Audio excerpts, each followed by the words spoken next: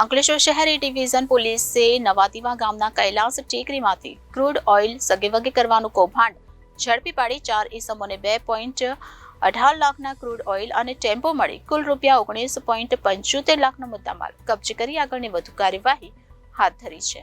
અંકલેશ્વર શહેરી division police મથકનો staff પેટ્રોલિંગમાં હતો તે દરમિયાન બાતમી મળી હતી કે નવાદીવા ગામના કૈલાસ ટેકરીમાં રહેતો ગોપાલ રમણ વસાવા તેના ઘર પાસે તેના મળતિયા મારફતે આઈસર ટેમ્પો નંબર GJ16AV0413 માં ભરેલ બેરલમાંથી ક્રૂડ ઓઇલ ગેરકાયદેસર રીતે અલગ કારબામાં તેમજ બેરલમાં કાળી ઓઇલ ચોરી કરી રહ્યા છે અને હાલ ક્રૂડ ઓઇલ ચોરી કરી રહ્યા છે. કાળેલ ઓઇલ અને ડીઝલના કારબા બેરલ ગોપાલના ઘરે સંતાડી રાખ્યો છે, જેવી બાતમીના આધારે પોલીસે દરોડા પાડ્યા હતા. પોલીસે બેરલ ભરેલ ટેમ્પોની પાછળ 4 ઇસમ પકડપાના વડે બેરલનું સીલ તોડી રહ્યા હોવાનું જણાઈ આવ્યું હતું અને ટેમ્પોમાં રહેલ 30 બેરલ પૈકી 8 બેરલ તૂટેલી હાલતમાં મળી આવ્યા હતા, જેમાંથી એક પાઇપ વડે ટેમ્પોમાં બેરલ આડું કરી પ્લાસ્ટિકના કારબામાં 20 લીટર ક્રૂડ ઓઇલ સગેવગે કર્યું હોવાનું સામે આવ્યું હતું.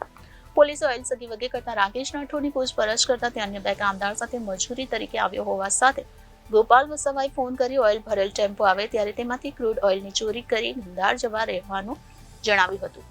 રાકેશ રાઠોડ અને અન્ય 3 ઇસમ બેરલ ઉપર લાગેલ સીલ તોડી પકડપાનાથી બેરલનું નાનું ઢાંકણ કાઢી પાઇપ વડે કારબામાં ક્રૂડ ઓઇલ ચોરી કરી સીલ